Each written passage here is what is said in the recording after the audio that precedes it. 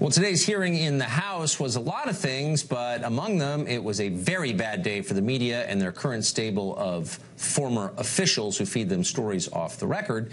During the hearing, James Comey said that a major New York Times story claiming that Donald Trump's campaign aides repeatedly met with Russian intelligence was full of falsehoods.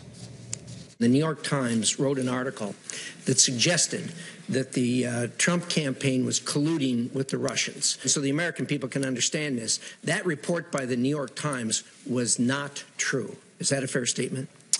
Yeah, in the main, it was not true. The people talking about it often don't really know what's going on, and those of us who actually know what's going on are not talking about it. And we don't call the press to say, hey, you got that thing wrong about this sensitive topic. Wow, it was weird. The New York Times was full of falsehoods. That's so strange.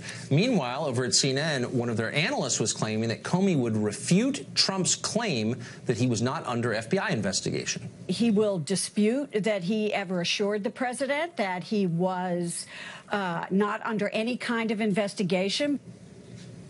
Keep in mind, we know that for sure because it was from an unnamed source of impeachable integrity, except it turned out to be a lie. Oops. Joe Concha writes about the media for The Hill, and he joins us tonight. So, look, everybody in the press uses anonymous sources. I have a lot. But you got to be really careful because these people have, by definition, an agenda, and they're hiding behind the cloak of anonymity, and you can't just run with what they say because you're going to get burned, as these guys just were, but they're not embarrassed.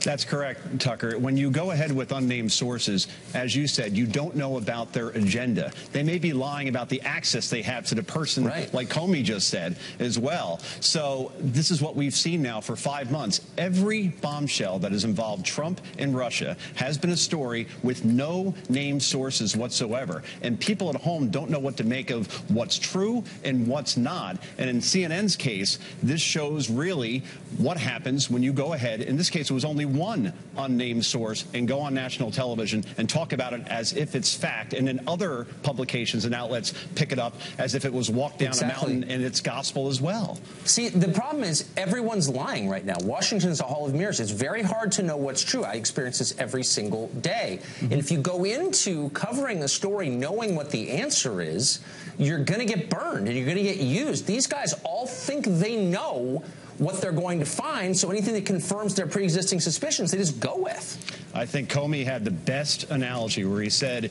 it's like feeding seagulls at the shore. I grew up at the Jersey Shore. I've seen this. You throw a crumb in the air and 2 seagulls come. You throw another and 50 come, and they don't even know what they're eating. And it's the same thing with the press. You throw up something, the New York Times and the Washington Post reports it, and everybody else comes in. They don't care what it is. They just love the narrative too much. But to the New York Times, you mentioned them before, they have followed up since as far as their story being wrong on February 14th. This is what they say, quote, the original sources could not be reached after Mr. Comey's remarks.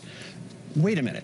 4 sources, senior people, suddenly no one can find them? They don't want to go on the record or off the record in this case to confirm that the story was true or not, that Comey said was BS? That's interesting, Tucker. What's interesting is when you have people covering this who are covering it in terms of the personalities and the moral status of the people involved, not really as an adult series of events, which it is. There was an exchange on MSNBC today that really kind of said it all as far as I'm concerned. This is one of their anchors responding to Donald Trump Jr.'s tweets about the hearings. Watch this. For, a guy who kills baby elephants for kicks to be giving James Comey a lesson in character and strength of character is rich at best and pathetic at worst. So in other words, you're a bad person, shut up. That's not really journalism, is it? That is a perfect example of what I've been talking about in terms of this need for people to be, in terms of this, a host in Nicole Wallace, whose ratings are horrible right now. She has a new show at 4 o'clock, to be as shocking, as melodramatic as possible. So then we're talking about it on other shows, or it goes on to other publications and it goes viral. So that's now the goal, to go as viral as possible. But one more point, Tucker, if you don't mind, because I was disappointed in the Senate Intelligence Committee today, who I thought asked good questions for the most part. But there was one that the American public was begging to be asked, and that was, Mr. Comey, when you had that private dinner at the White House and dessert was served, was 2 scoops of ice cream served to Donald Trump?